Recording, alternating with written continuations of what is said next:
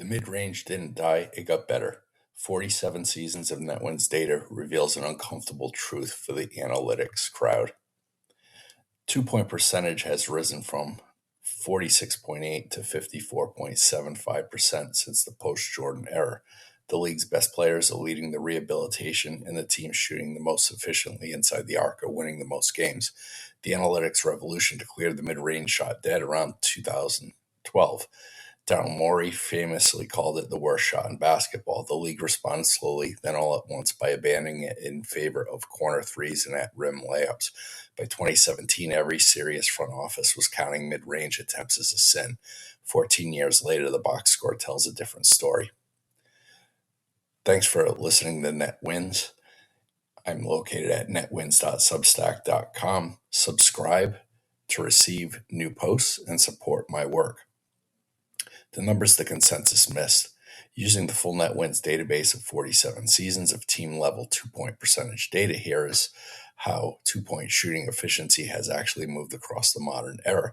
2-point shooting efficiency hit its historic low in the post-Jordan era when the league was still shooting mostly twos but doing it badly. Then something unexpected happened. As 3-point volume exploded in analytics drove teams to abandon the mid-range, the players who kept shooting twos got better at it. The league-wide 2-point percentage has risen in 5 consecutive eras, reaching 54.7% today, the highest in the database. The mid-range didn't disappear, it got culled. The inefficient mid-range shooters were told to stop. The efficient ones kept going. The result, the 2-point percentage average climbed as the bad shots were weeded out. So who's actually doing this?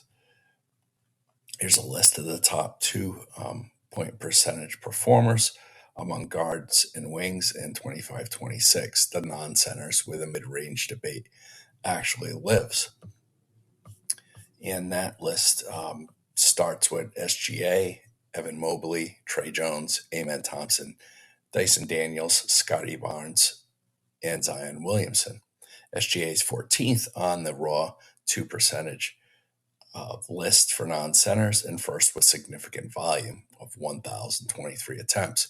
He's shooting 60.2% on 2-point attempts while taking 3 times as many twos as threes. He won the scoring title and is arguably the best player in the league this season. He is, in the most literal sense, the best argument in the NBA for the mid-range's rehabilitation. The table also contains an important caveat. Zion Williamson posted 60.1, 2%. 2-point percentage, nearly identical to SGA, but only 3.5 net wins. High 2-point percentage is a necessary but not sufficient condition for production. Williamson's fouls, missed free throws, and availability issues dragged down his net total despite elite finishing efficiency. The mid-range being back doesn't mean every good finisher is automatically a high-value player. It means efficient 2-point shooting is a component of production, not the whole picture. The rest of the box score still matters. Thanks for listening to Net Wins. This and the written version of this is public, so feel free to share it. So let's look at teams, the team level evidence. In 25-26, the 10 teams with the highest 2-point percentage were Oklahoma City, San Antonio, Detroit, Boston.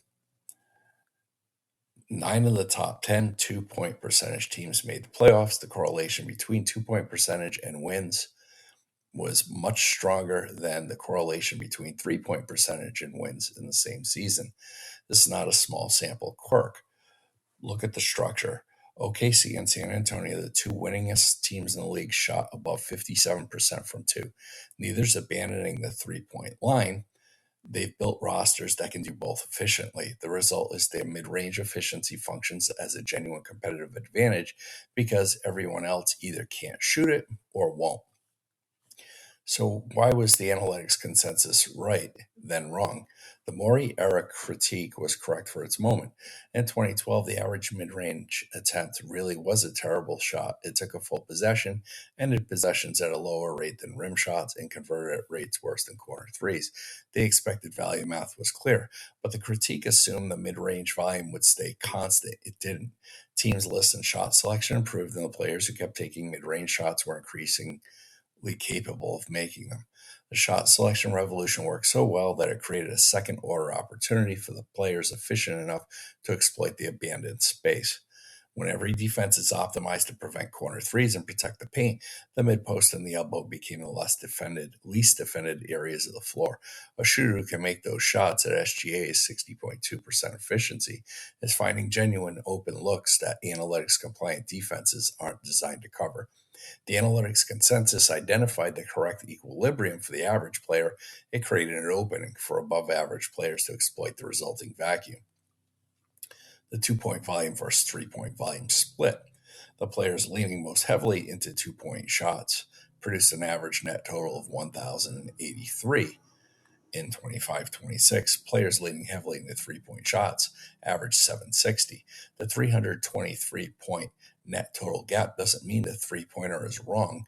High-volume three-point shooters are often role players whose entire value proposition is spacing rather than creation, but it does suggest that in the modern league, the players doing the most with the ball, creating, finishing, operating in traffic, are disproportionately the ones inside the arc. The most ball dominant players in this newsletter's ball hog index were almost uniformly 2-point heavy. The most efficient of those players, SGA, Jalen Duren, Chet Holmgren, Evan Mobley, are among the best 2-point shooters in the league. So what does this mean for team building? The mid-range rehabilitation isn't an argument for going back to 2003. The three-pointer remains the highest expected value shot in the game when taking in the right context. Nothing in this analysis changes that. What it suggests is that teams chasing 3-point volume as an end in itself may be optimizing against a different league than the one they're actually playing in. The league has already adapted. The defenses that gave up open threes in 2016 are mostly gone.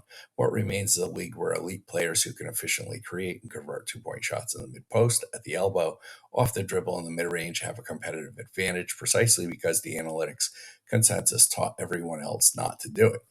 The two winningest teams in the NBA in 25-26 are proof. OKC and San Antonio didn't rebuild around the three-pointer. They built around players who can make the shots nobody else is willing to take, and they're winning more games than anyone.